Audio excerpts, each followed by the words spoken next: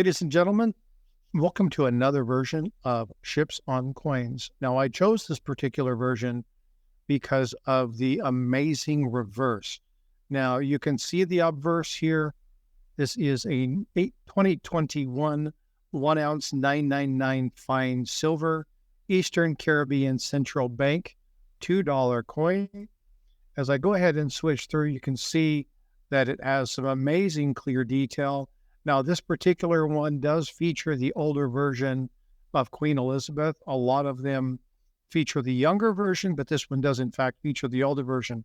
But when I show you the reverse, you're going to see something that is absolutely amazing. Now, this colorized version, there's only 500 in this proof makeup. It does come with a custom display case, and it does come with a certificate of authenticity. Now, this particular coin also comes in the plain silver round, but I wanted to highlight this particular one just because of its sheer beauty. The turquoise color clearly matches the water that's found within this particular island group in the Caribbean, and it's just stunning to look at. I mean, honestly, it's just absolutely a fabulous, fabulous piece. Now, as I stated before, this is the fourth in the series. It started in 2018. It's the EC8 series. Now, I'm sure you've seen some of these. You've seen the Antigua and the Barbuda. There were two, 2018 and 2019. The one featured the HMS Bounty sailing away from the Caribbean, while the other ones showed a pirate spying through a spyglass at a colonial ship.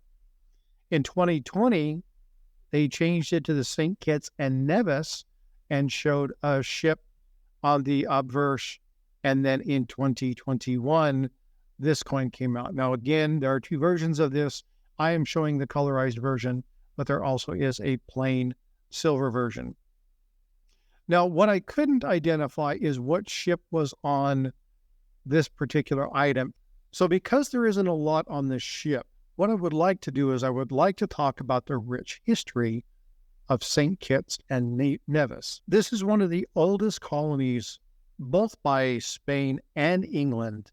And despite its very small size, it was a very large factor in the Caribbean. In fact, there were a lot of opportunities to have forcible conflicts based from this particular area. Its strategic location was good for a medium point between England, Spain, and the New World. And so a lot of people stopped here to pick up things like stores and fresh spring water. Now, prior to Columbus, there were a group of people called the Siboney. However, because they lacked things like pottery and other items that marked their origin, it made identifying them on the timeline or trying to identify more about their histories difficult.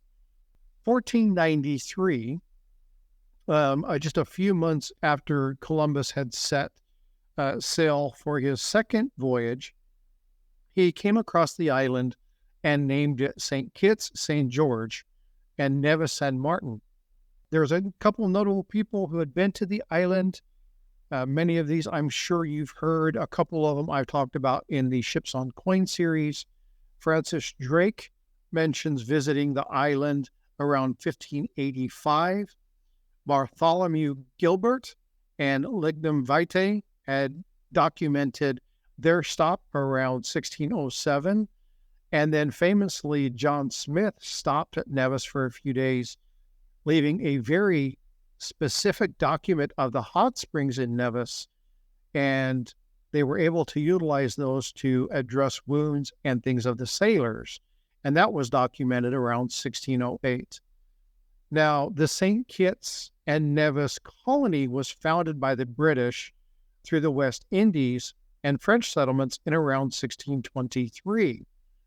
Now, there's a big history about what St. Nevis was used for, and some of it unfortunately was tied to the slave trade, as well as utilizing it for tobacco, vegetable crops, and other rum running and things of that nature during that time frame. So there are some dark pasts regarding the island itself.